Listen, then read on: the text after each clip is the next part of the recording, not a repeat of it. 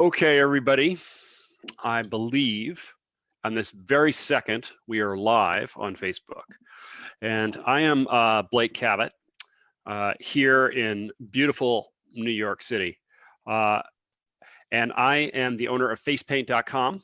And I'm here with Darci Mchenry, although not here. She's in Connecticut. And she is going to show us something that I think this is I'm really excited to see it because it's all about special needs face painting, and she had a lot of clients where she was doing special needs face painting, and she had an art studio, and so this became important. And I think this is something that all face painters can learn from, because you never know when you're going to run into it. Darcy's been face painting forever. She is a henna expert. I keep meeting her at all sorts of face painting fairs, and I talked her into doing this. So with that, I will exit myself and hand it over to you, Darcy.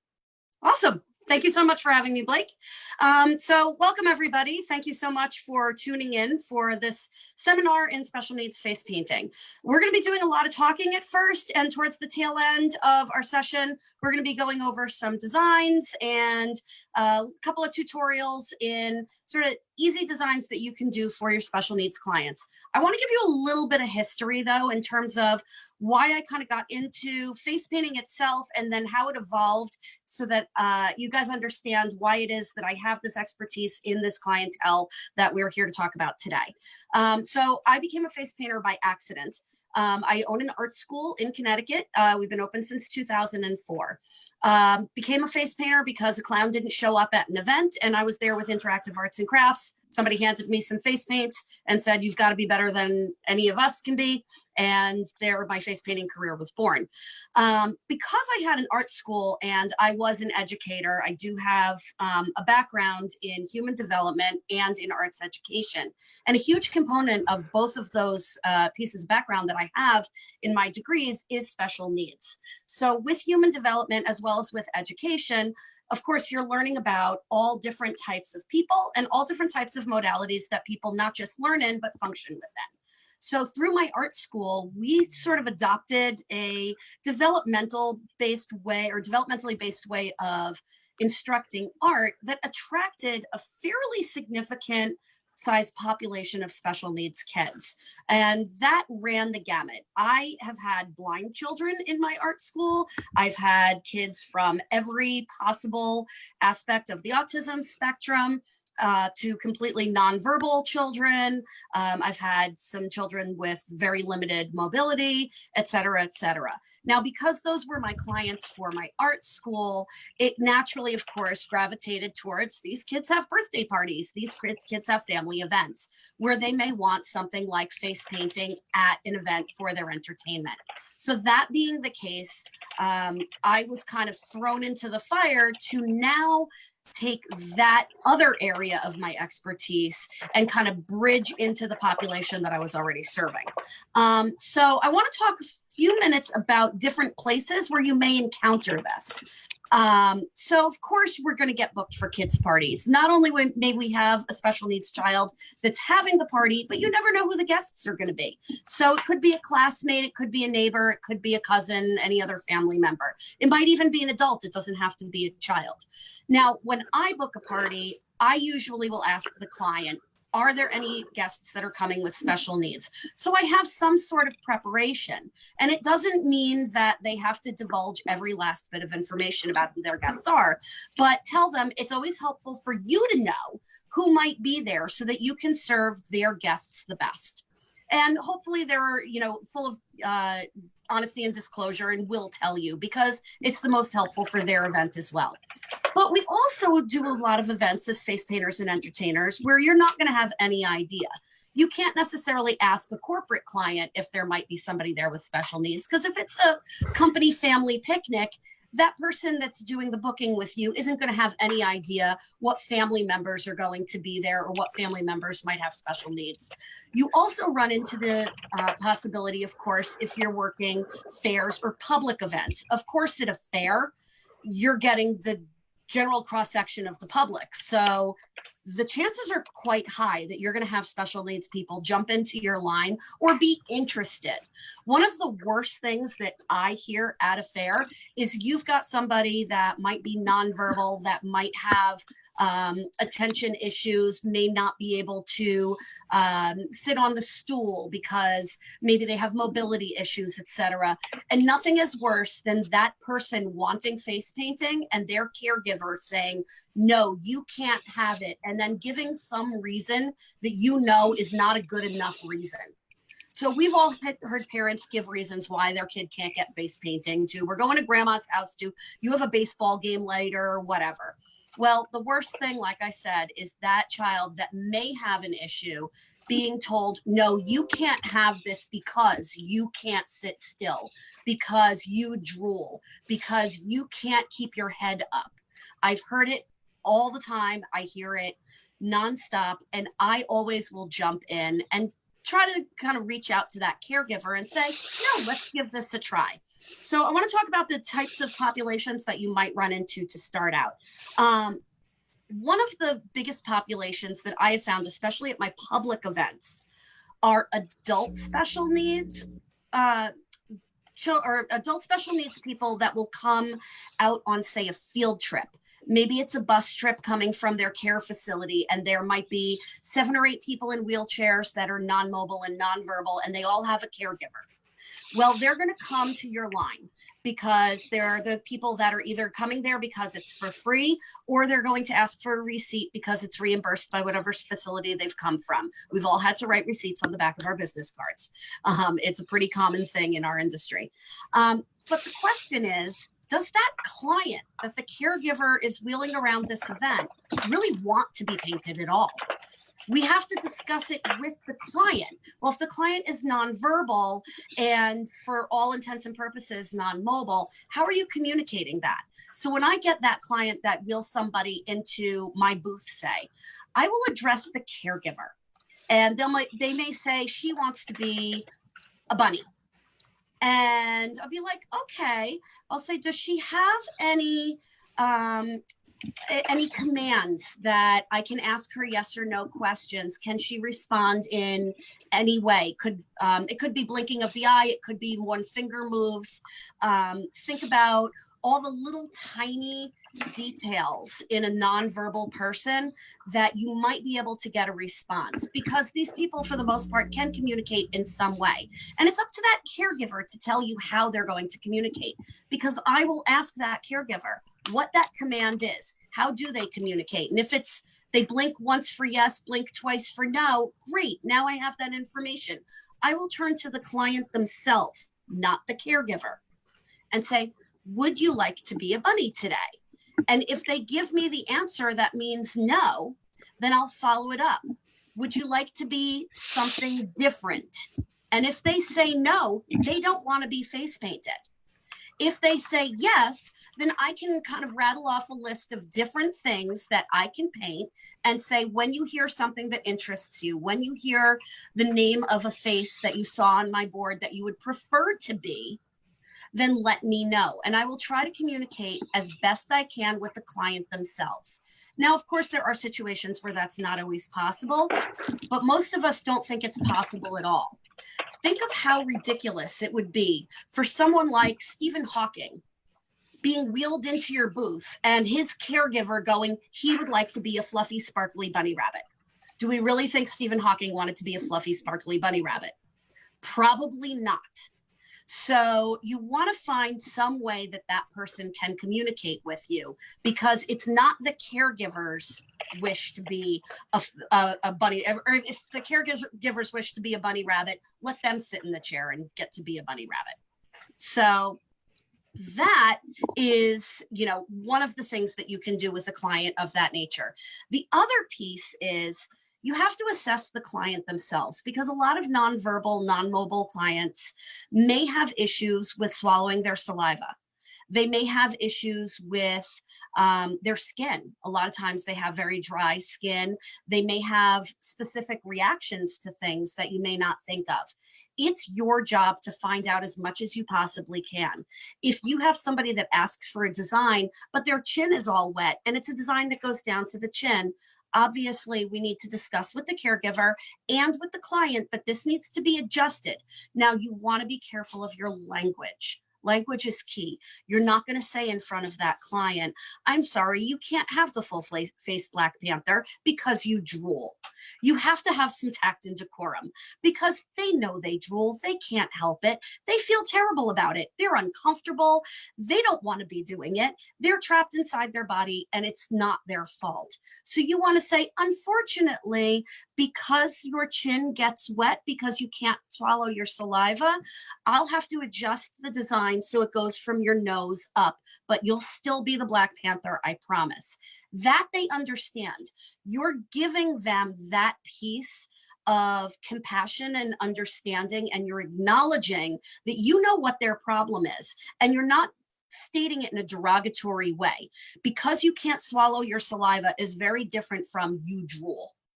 So hopefully that's helpful. Adjust our way of speaking with special needs people because they're people. Think of how it sounds to you. You don't want to dehumanize anybody for whatever their issues may be. One of the biggest populations, of course, that we're going to run into is our autism spectrum. Now, of course, everyone has run into an autism spectrum kid at some point, whether it's a party, public event, could be your child itself, could be a relative, could be you. What is it about an autistic child that wants face painting, and what sort of gets in the way and is a speed bump to them being successful while getting it? Well, autism is just that. It's a spectrum. It runs the gamut. You can have very, very mild symptoms that you won't necessarily see or recognize unless you really get to know that person. And then there are other kids that will come up to you, whether it's at a party or a fair or wherever, where it's blatantly obvious something is different about this person. And it's up to you to find out, with the most mild symptoms that you may not be able to pinpoint, to somebody that has more significant issues. What exactly is it that you can do to find out what their idiosyncrasies are so that you can be successful as an artist and they can leave happy? I believe that we have all done sort of that half face paint where it's like, okay, I'm going to get the white eye of the Spider-Man down and this field of red and make these lines as fast as possible. Now he feels like Spider-Man. It's probably 45 seconds worth of work. And honestly, you're not happy that it may have left your booth, or you may not be happy that it's going to be in the party photos, because you just rushed through it because the child had special needs. You didn't take the time to find out how that child could be successful getting the full face that they wanted. You're frustrated because it's not your best work. The child's frustrated because it's not exactly what they wanted. The parent may be frustrated because you didn't take the time to give them what they wanted. Or you may also have the parent that is like, fine, that's enough. He's never going to sit for it anyway, which again is demeaning and demoralizing their own child without them even realizing it. So what we need to do is find out what the kids that are in that situation need from you. And one of the techniques that I use is the 4 T's. Within the autism spectrum, most kids will have, or most adults, most anybody with an autism spectrum disorder will have some sort of aversion to texture. Texture is key. We all use these fun, squishy things. We may think they're nice and soft and we don't have a problem with it and we can touch ourselves with it and say it doesn't hurt. Our stimulus in our brain is not reacting the same way that somebody with a spectrum disorder would be reacting. They may feel this and it feels like sandpaper to them. So we can't say this is soft, this won't hurt you. We can say this is safe. This isn't going to hurt you. It might be a little uncomfortable, but we can't say it's soft because our soft and their soft are 2 completely different things. Another thing is touch. What about pressure? I know when I'm face painting somebody, and we'll see when I do my designs a little later on, I am a hand-on head person. I will put my hand on the child's head and then I will go ahead and paint them. That hand is on their head to stabilize the child's head and make sure that I can turn them in the direction that I want. Me having that pressure on an autistic child's forehead or on the top of their head might be too much. They may have a touch aversion. They may not like me to touch them at all, let alone maybe the weight of my hands might be too strong. I've had kids say, that it feels like I'm gripping their head. I'm not. I'm really just placing my hands on top. However, the pressure and whatnot may be a different sort of reaction for them. The other thing is temperature. Most people don't think about this. And what temperature I mean, by temperature, I mean, obviously we're not changing it from being 85 degrees outside to 60 to make somebody comfortable. I'm talking about your water temperature. I've had kids, and we've had typical kids that will just, flinch because you come to them with the paintbrush or the sponge and they say it's cold, or I didn't expect it to be like that. So a child that's on the spectrum has even more of an aversion potentially to temperature. So you have to find out are they okay with something that's cold? Because maybe there's a coffee vendor not right next to you. Maybe you can run to the sink and change water. Maybe mom can get you warmer water that might make that child more comfortable. And the other thing is time. And what I mean by time is how long is that child able to sit? Where's their threshold? Have they ever had this before? How long did that previous face painter take?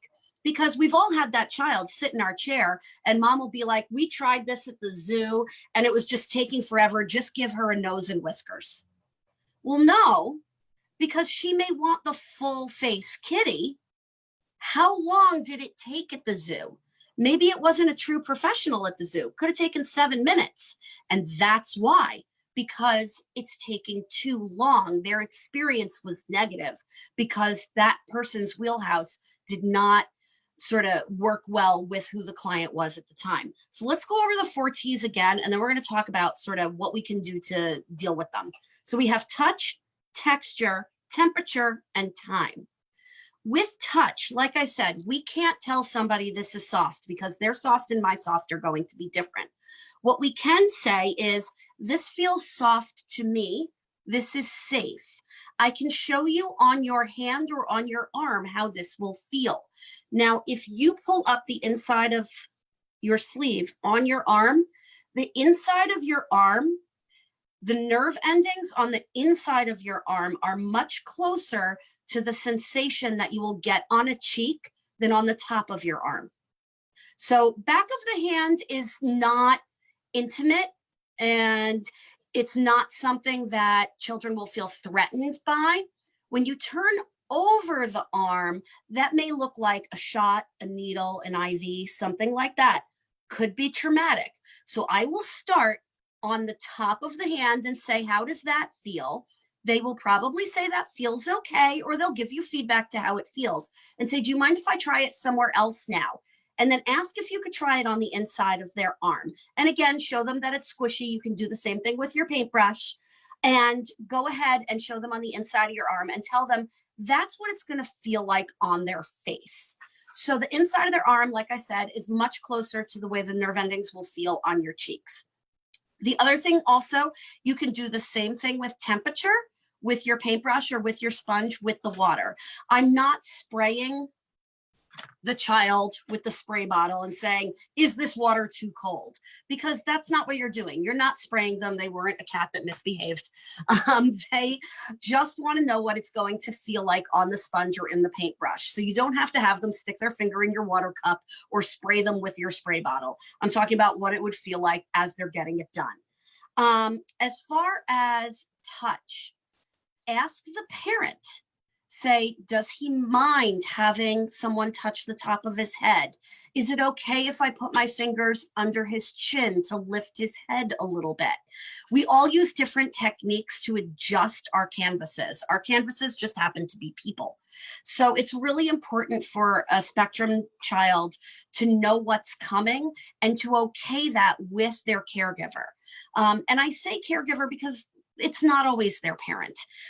So they may be on a field trip from a life skills class or something of that nature, where it might be a teacher. But if they're in a program, the teacher should have some of that same information if the child can't answer themselves. Again, broad spectrum. I've got a number of autistic clients that can answer those questions completely competently on their own. And I have other clients that are more nonverbal that will shut down if I try talking to them. And that's when I need to speak with the caregiver. And the last thing is time. So again, keep in mind, you've got a smaller window typically with an autistic child. So with time, you want to explain what you're doing step by step. They want to know. Autistic kids are sponges for information. They're probably going to recite back after you do the step by step in the car on the way home 40 times to their mom to say, and then she did this, and then she did that, and then she used this, and then she used that. And they may repeat that over and over again because that's new information and they're processing it. And they may latch on to that information as something super interesting to them. So when you're dealing with a child who's has a little more difficulty sitting down, doesn't have to be a spectrum disorder child, could be just a child with ADHD. You want to go through everything that you're doing. And we'll be doing that in the tutorial a little later on after I'm done with the sort of seminar speaking portion. So with your talking, you'd be like, and now I'm laying down the white. And what comes next on Spider-Man after I put the white on his eyes? What color do you think I'll do next? Well, hopefully the child will say red if that's the design that they chose. If they say blue, say, oh my goodness, you want a blue Spider-Man? They may giggle and say, no, of course Spider-Man is red. Or they'd be like, sure, I want a blue Spider-Man. I have no problem doing blue Spider-Man if that's what they want. But you talk to the child as they're getting painted. It keeps them attentive. It keeps their focus on you. Now, another thing that I thought this was the most wonderful tip, when I taught this class at St. Louis FPBA convention, there was a student in my class. She was a sponge of information herself, took copious notes because she knew she was going to run into this in a very short span of time from when she had the seminar at the convention.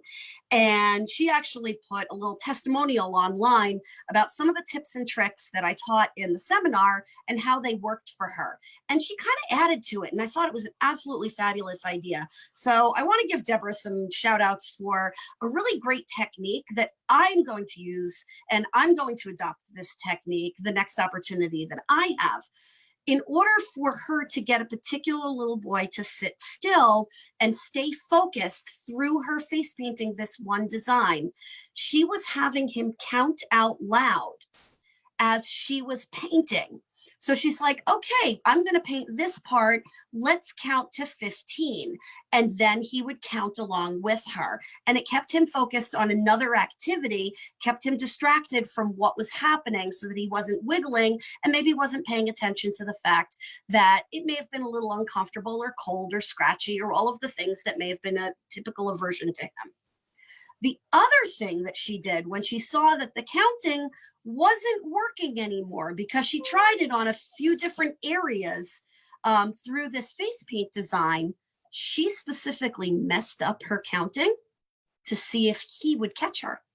And I thought that was brilliant. She skipped a number somewhere in there. And he said, no, it's 16, 17, 18.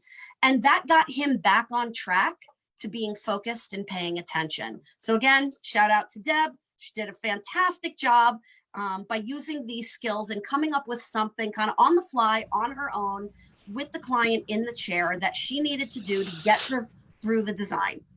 A couple questions came in. I was just going to say, before I move on, what are some other questions we've got? Well, everybody wanted me to stop breathing, so I'm muted. So some of the questions are, do you use any boards or small flip books to help them so they can point to designs or anything like that? Typically, I do not. My portable menus are portable menus. They're actually, I can get one of those. I'm going to ask my daughter to grab one. Hey, Devin, can you grab one of my menus? They should be in the blue basket that you had earlier. I will have my daughter get one of those. But they're laminated sheets. So if I'm going to a party, these are my party menus. And they can, point or with maybe eye inflection, look and give me sort of a quadrant. I can point along. So for instance, here's one menu. Ta-da! So if if the caregiver were to come up and say, you know, they want to be Black Panther, and I can tell that this person really doesn't want to be Black Panther, then I could say, well, how about this? Would you like this one, this one, this one? And I can point and see if I get a positive response from that. If I'm at a fair, I don't typically have these. These would be things that I bring to corporate events, birthday parties, etc. Okay. At a fair, all of my pictures are on Velcro, so it's easy to just pull them off of the board. Another question came in. What about, someone mentioned that Elaine says that babies sort of feel threatened by face painters in general. And her thought was that it sort of reminds them of vaccinations. And so she uses unloaded daubers or brush on their arm and leg to show them what that may be like. Have you done anything with like that? Yeah, I mean, it's the same concept as using the sponge or using a paintbrush. I typically am not putting paint on them the first time I touch them. I tell them what it's going to feel like, and then say, and maybe we'll add color if they're okay with that. Doing it on a baby, it's interesting that she brought that up, because a lot of these techniques will also work with toddlers or very young children that just have sort of innate natural human fear. And if it's a true baby, and I know a lot of painters don't paint babies. I paint babies. I have no problem painting babies. But a baby isn't necessarily going to be able to rationalize or remember from one moment to the next what you're doing. So they may be totally fine with you brushing a sponge against their leg, and it's going to feel great, and they may trust you. And then you go at them with a paintbrush, and it's a totally different world. Sure. Another question came in, do you use weighted blankets at all? I have not used weighted blankets in sort of the face painting. I use them in my studio, not weighted blankets, but we do have some beanbag stuffed animals that it's the same kind of effect that we'll use in our studio. I don't typically have them at an event because the way that I paint, they're not sitting long enough for that sort of weight to even take effect. The processing that takes is usually about 3 to 5 minutes for the body to calm itself under a weighted blanket or a beanbag animal or something to that effect. They're not with me long enough to really benefit from that. Some people, Heather suggested that sometimes she lets them paint them first. Yes. I actually have one client, and I knew that would come up. I do have one client that when I go to do his parties, and I've done, I think, 4 events for their family at this point, he just gets a paintbrush and he gets a color that I may not be using, and he can walk around and paint whoever the heck he wants. That does work to a degree with some kids, that they can try to paint themselves. The issue is liability. So that's something that in that person's home, I have permission to do. The mom almost expects me to bring Camden some paints. But in a public setting, especially, I don't want the liability of that child with that paintbrush that's now free in my booth. We don't know what the child might do. And perhaps I've got other people in line. Personally, I don't do that unless it's a special situation like this one particular family that I know. Just a little bit too risky, in my opinion. Okay. I think that's all the questions for now. So, all right, we will continue. I will stop breathing. Yes, don't breathe. So what I'd like to do now is we're going to switch gears and we're going to talk about actual painting. So give us a moment while we move our camera to the other side. And Devin, you're going to come and sit over here. You're going to sit right here. Hopefully I don't sneeze. So pardon us while we set this up. Okay, can you face forward a little bit more that way? We need Devin on camera.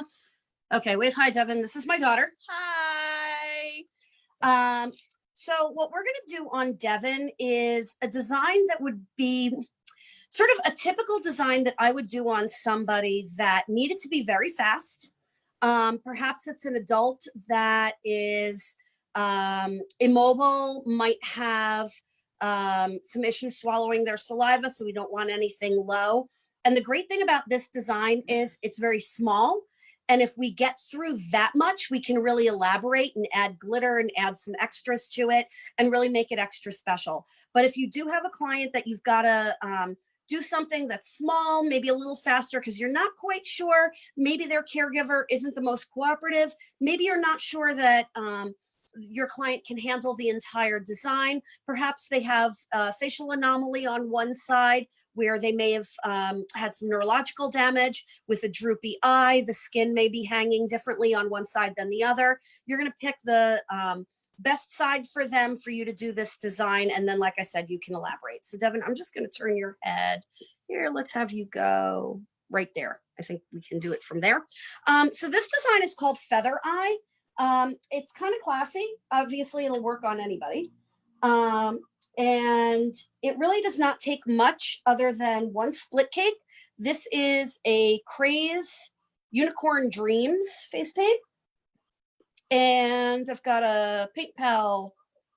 I think this is a 1-inch. I'm really bad about my brushes because I don't know how big they are. I think this is a 1-inch. Or no, this is a 3/4, something like that. So I'm just loading up my brush. What's really cool about these Craze paints is they're domed. So the best thing to do is load from one side and then from the other side. And you will always keep that dome and you don't get any pooling on the edges. So your colors don't muddy up, which is super awesome. All right. So this is a Feather Eye. And what you're going to do, chin up for me. So like I said, I'm a hand holder. So I will typically put my hands on the forehead of whoever I'm working with. And I do need my glasses. Okay, chin back up a little bit. Can we all see? I believe we can. Okay, so we're going to start right at the corner of the eye, and it's super quick. That's it. So right here, we can see we just kind of made these little zigzags, almost like a seashell, but you're just going boom, boom, boom, boom, boom, back and forth, back and forth, back and forth. So what I'm going to do from here is I'm just going to drop one line. And then I'm going to drop another line. One is a little bit longer than the other. Okay. And then I'm going to come up. And I'm just going to throw a few little wispy lines in there. I'm not going as fast as I would normally go. I am a speed painter, but I'm going a little bit slower so you guys can see what I'm doing. And it's called Feather Eye because then I put these neat little feathers on the bottom. So these little lines down here are with pink. So I'm going to take my pink and go in the middle with my pink, and I'm just dropping my paintbrush down to make almost like a little dagger shape, and doing the same thing here. Be a little bit smaller, just like that. So it looks like little feathers. Now at that point, if this was a special needs client, I would also find out if they were going to be okay with glitter, because that might feel like sand on them. So Devin, are you okay with glitter? Do you want to know what it feels like on your hands? Let's give you a little bit. Okay, do you see how it's soft? It's body glitter. It's not like arts and crafts glitter. Yeah. Okay, that's really important that people understand that body glitter is soft, because any typical person could have an aversion to glitter because they think it's going to itch, but true body glitter will not. This is a rainbow cheetah glitter called Prism. Chin up, close your eyes. We're gonna give her a little bit of glitter on that wet paint. And then what we're gonna do is we're gonna go in with some accents. Now, if this was a special needs client, I may have reached their threshold. In reality, everything that I've done over here so far is going to take me less than 30 seconds in the real world. If this was a special needs client and I've reached their threshold and they're content and they may not want any more, you can see this still definitely looks like a design, but let's jazz it up a little bit more. Turn to me just a little bit more. So what I typically do is I'll just throw almost like the inside of certain flowers. You get sort of like some pollen on the stamen there. And these are just little tiny dots. And down here on the feathers, I usually will just throw in just a few little dots. And where these joined, I usually will throw some dots in and let them fade a little bit.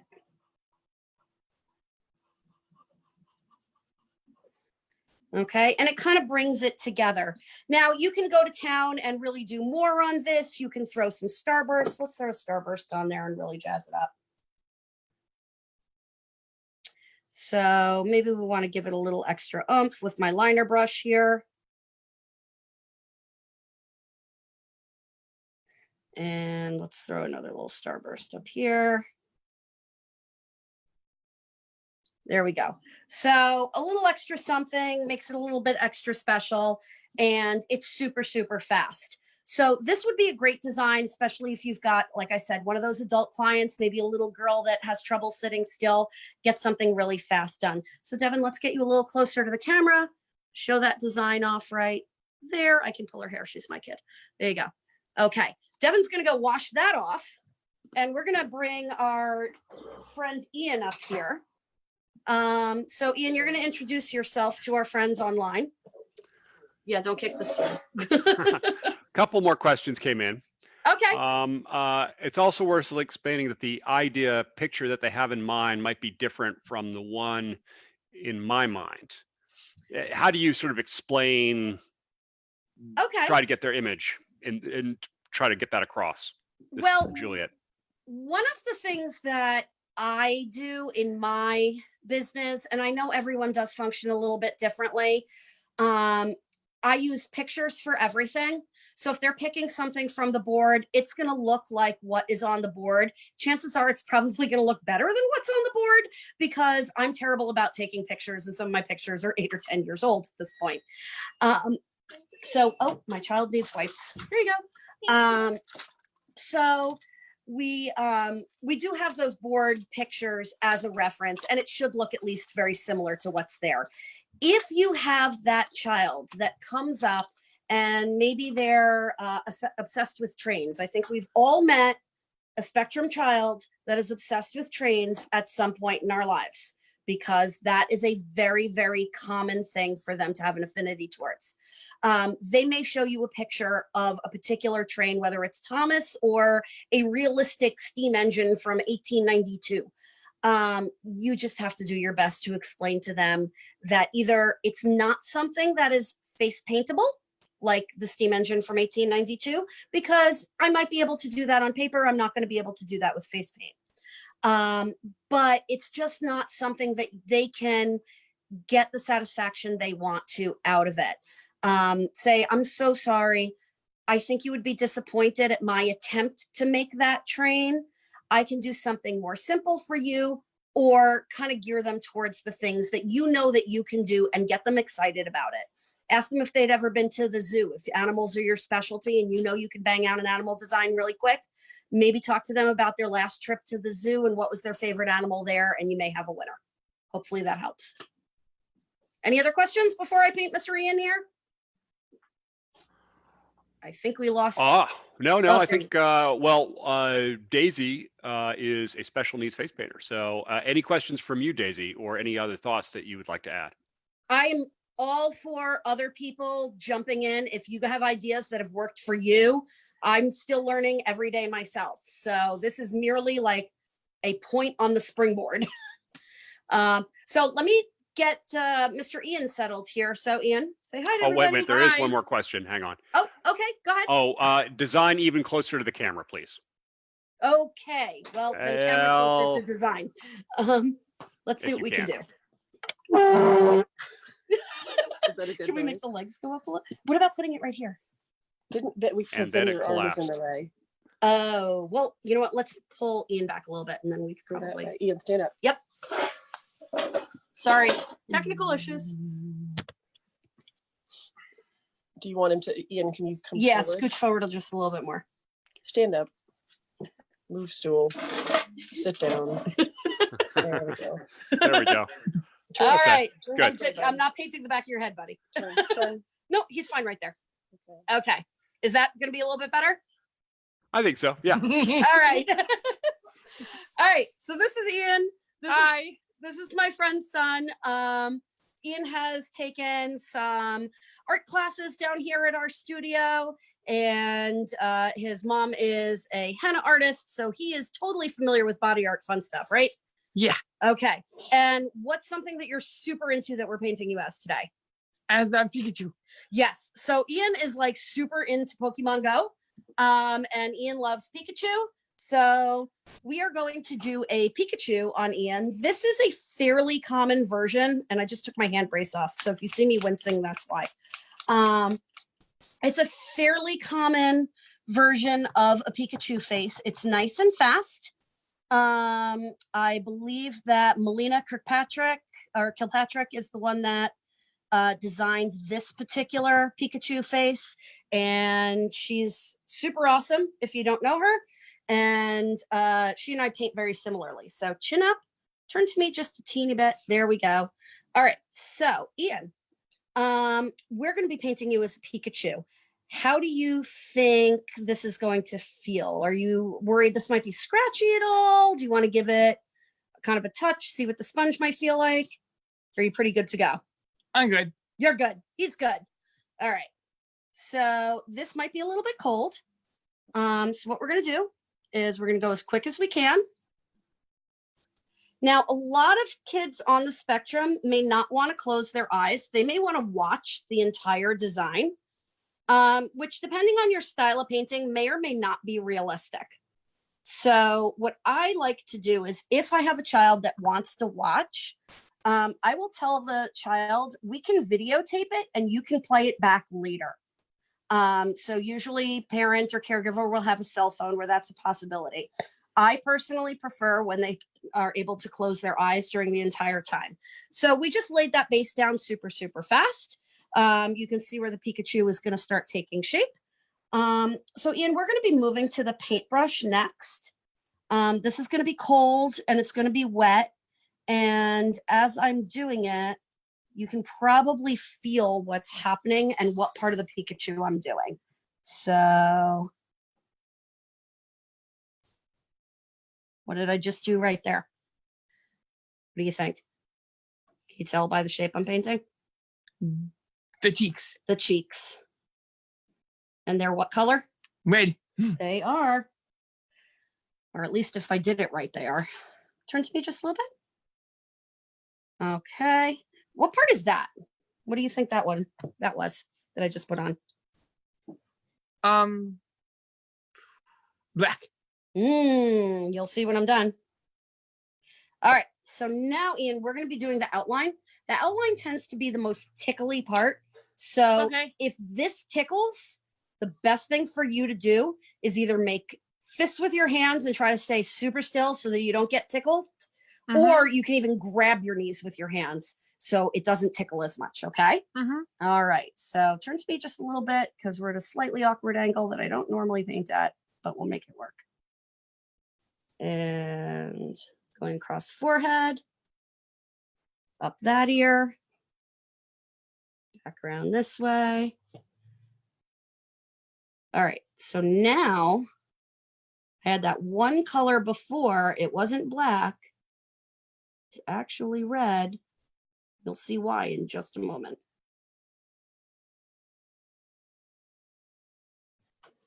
Okay.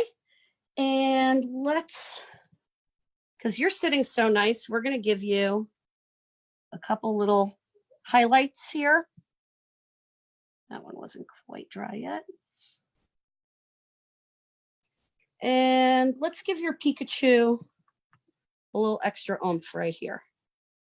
We'll make him a little happier. All right, let's turn this way. Oh, one last thing. This is going to feel really weird. Ta-da.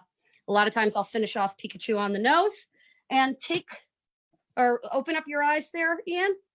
Take a look. You see? Does it look like Pikachu? Yeah. Is it pretty cool? Yeah. Did it tickle at all? No. No? Oh, you're a rock star then. Awesome. Awesome. Thank you, Ian. Thank you very much. All right. Any other questions after I just did that design? Well, everybody's loving the Pikachu design. When Juliet asked, a few times in the past, the child looks in the mirror and says very clearly, it's wrong. I found it's important not to take that personally. How would you respond? Typically, and we've all had it happen. We've had that happen, not just with special needs kids. we've had it with parents that say we've done it wrong. I always will fall back on the fact that I'm an artist and it's how I interpreted the design. And I will be honest, because a lot of times I will attempt to paint something that may not be, you know, an expertise in my wheelhouse, like trains. I haven't yet met a face painter that loves painting trains. But if you explain that, you know, unfortunately, I did the best I could, and I hope it's okay for just today, and let them know that, you know, you're human too, and that it is the best that you were able to do at that time, and it is just for today.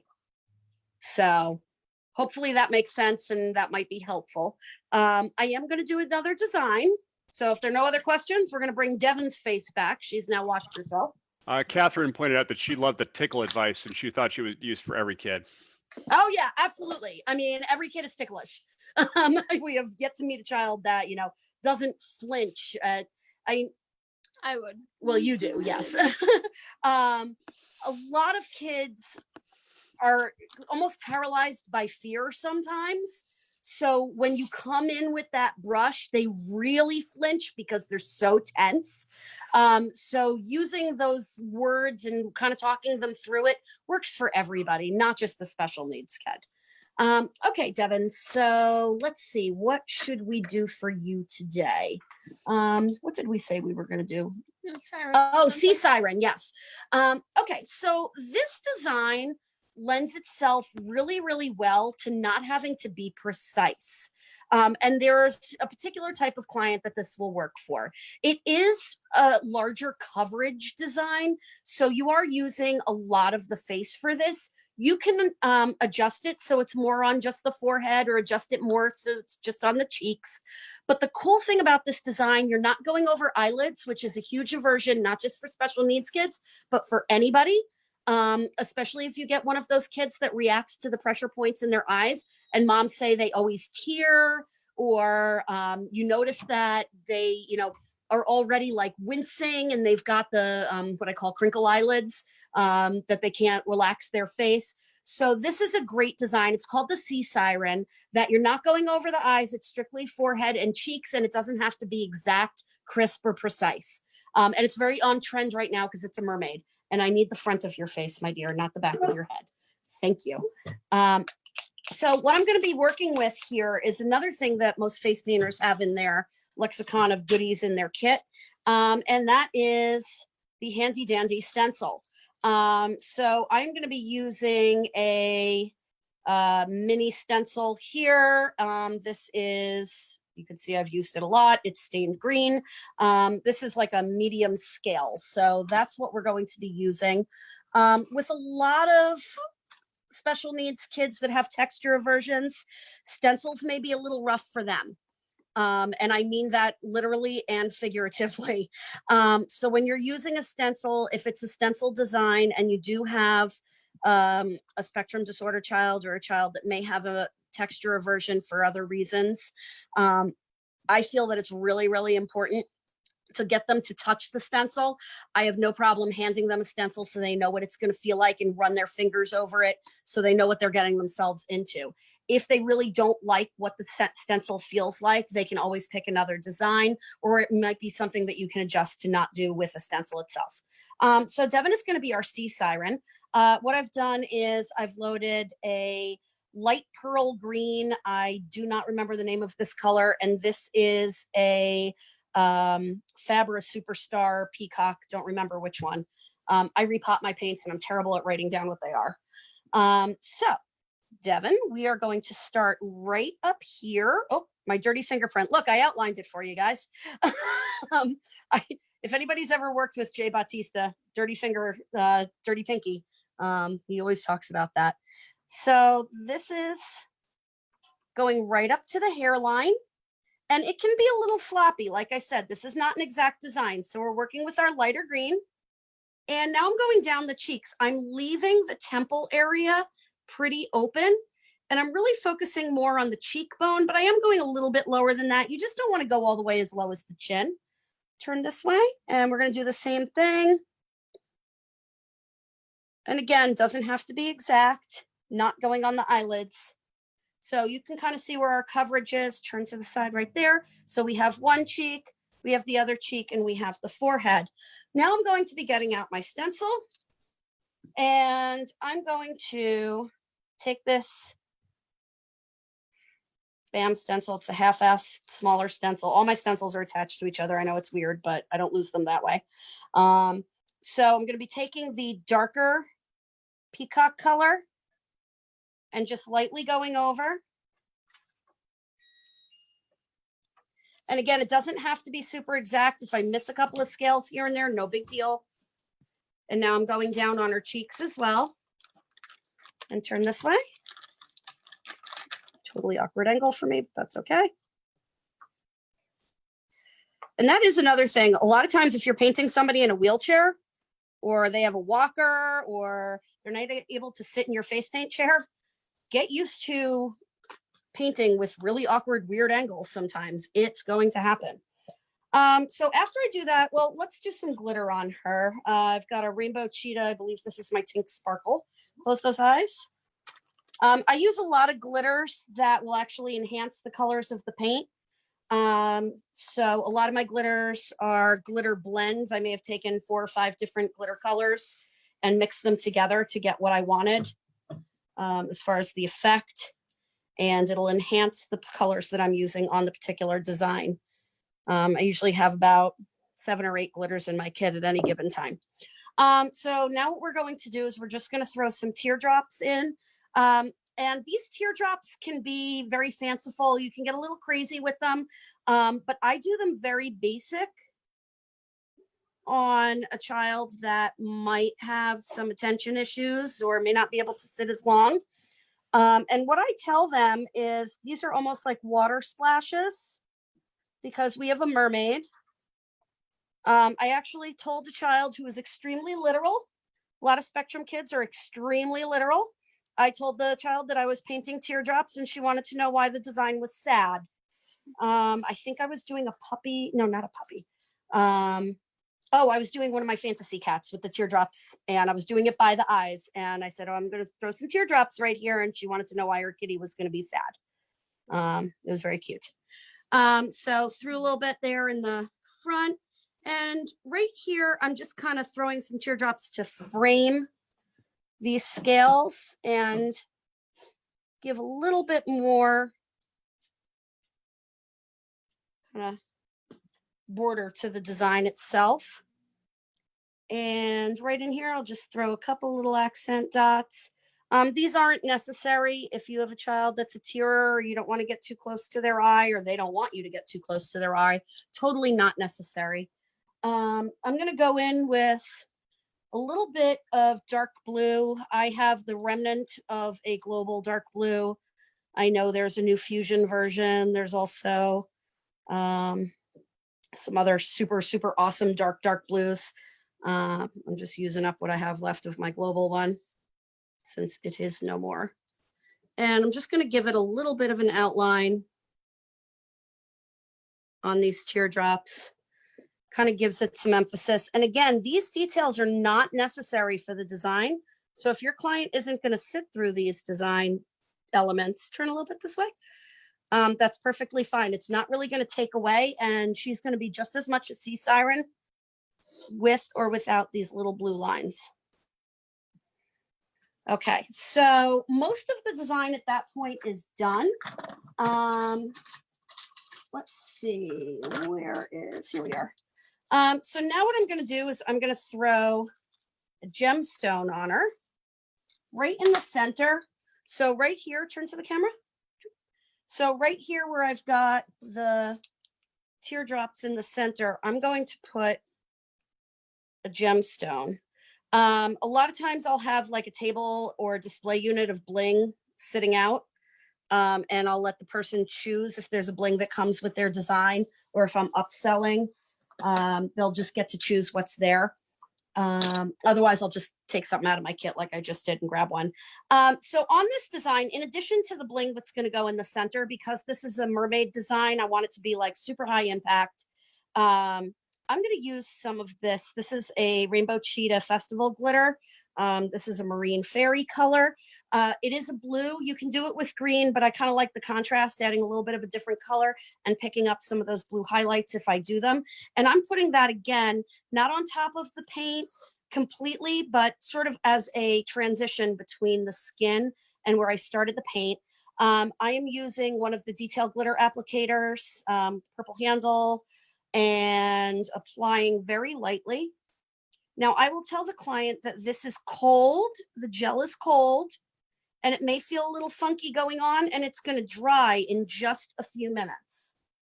Some kids you're not going to be able to do this with because they're not going to be able to let it dry, or they may have an aversion to the cold. This is one of those things where if you do your 4 Ts, you may not be able to do anything about the fact that this is cold.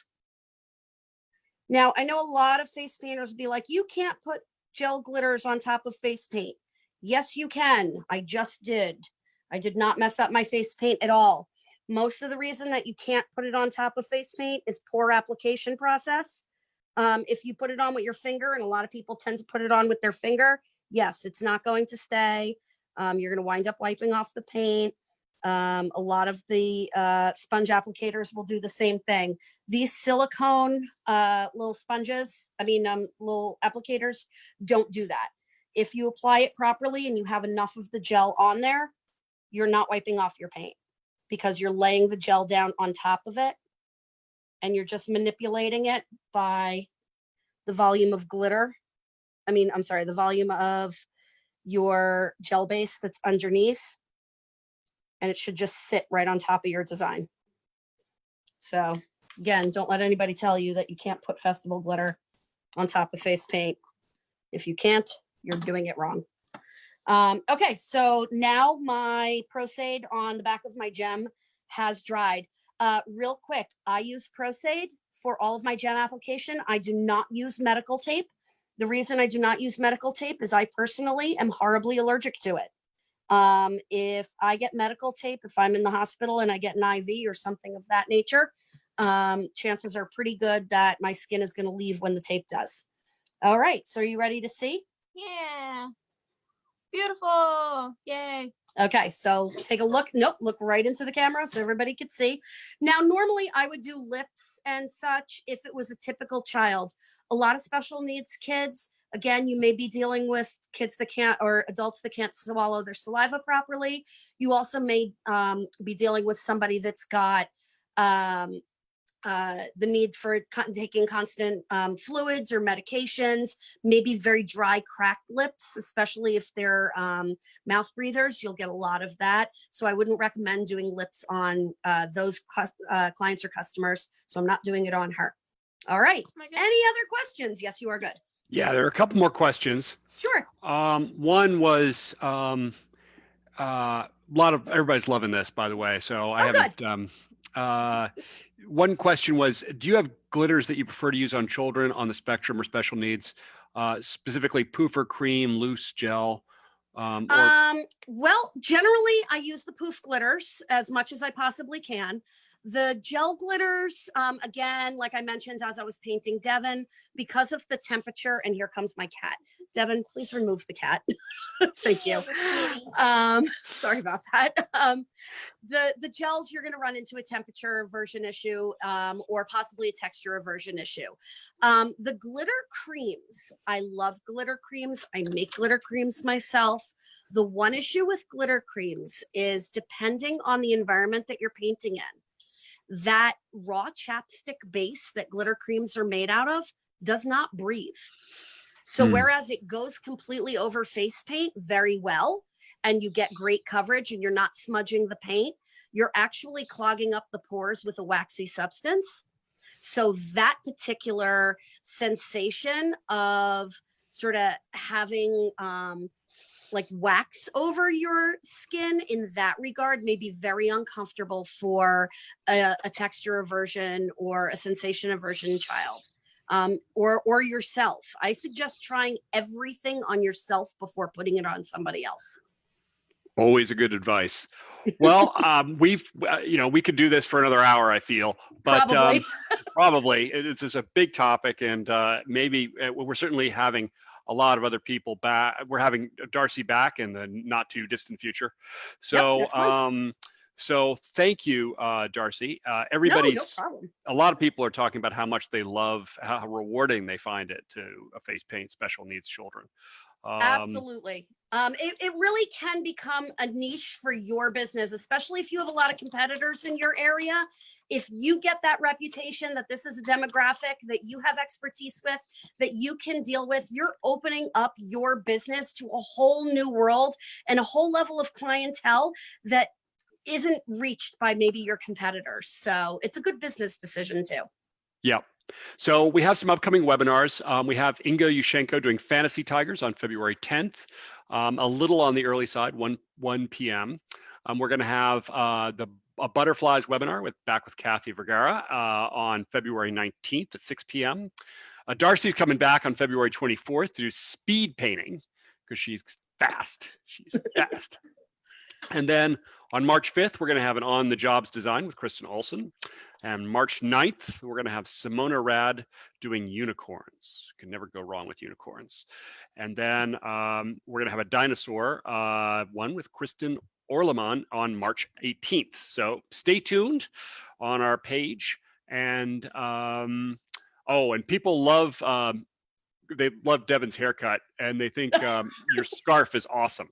So, yes, I will tell you, my scarf was an accident. This was the one that I was trying with scraps to see if I could figure out how to make it. Now it's my favorite one. Happy accident. And we'll post this. We'll post this obviously on our Facebook page. And I think for this, most of them we don't really need a transcript, but we'll get a transcript written up and get it done and post it up on YouTube as well, because I think this is an important topic. Okay, so thank you very much, Darcy. This was great. Thank you, everybody, for joining us. We'll see you next month. Thank you, Blake. Thanks. Bye-bye. Bye-bye.